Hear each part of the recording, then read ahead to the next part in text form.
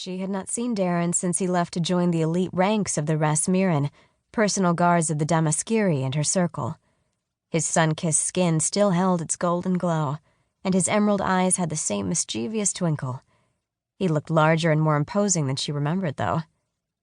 "Helene," he murmured with affection, using the childhood nickname he'd bestowed upon her years ago.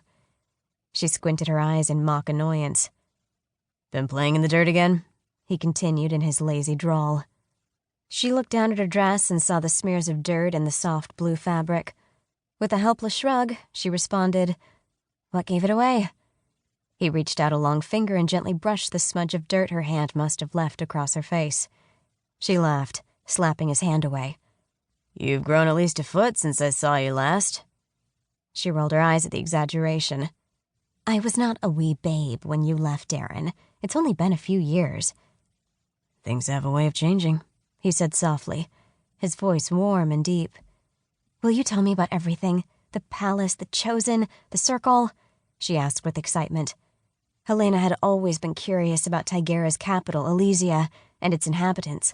She felt worlds away from such wealth and luxury, not to mention the magic, since she was not one of the chosen and therefore had no magical abilities herself.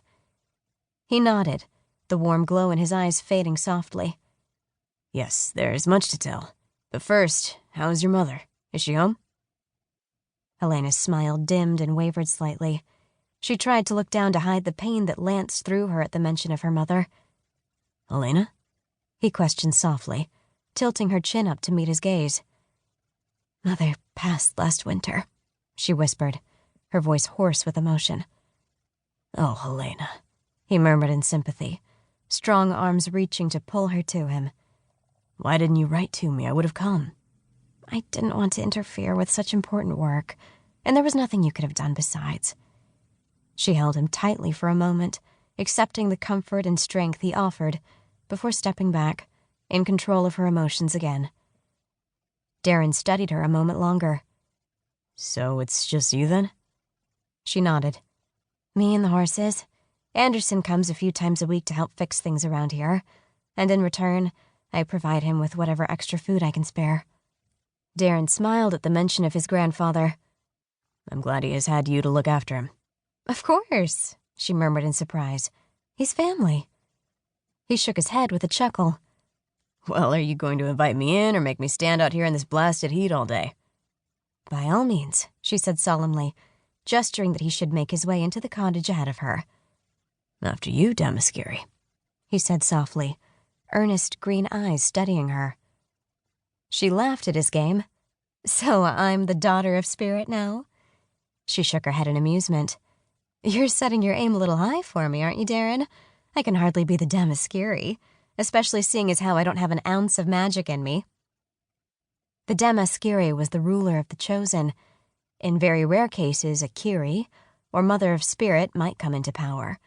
But it had been centuries since the last Kiri ruled.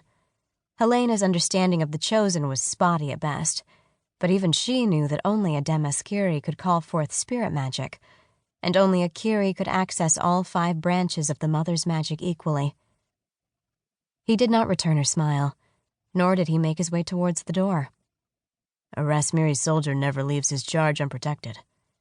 She raised an eyebrow at him and slapped him on the chest. "Maybe you have been in the sun too long, old friend. I believe you might be touched." He scowled at her. "Just get inside, Helene." Confused, but still convinced he was playing one of their old games, she made her way into the cottage. He followed closely behind her, and into the homey warmth of the cottage. It was too early for a fire to blaze in the hearth, but remnants of her meager lunch were still spread on the table. "You never were one to pick up after yourself." She shoved at him and threatened without heat. "If you are insinuating that my home is less than pleasant, I will skin you." He held up his hands with a laugh.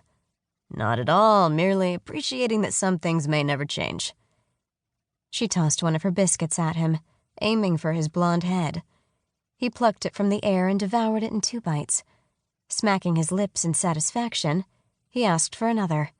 "Get them yourself, Rasmiri." She gestured to the basket on the table with her head.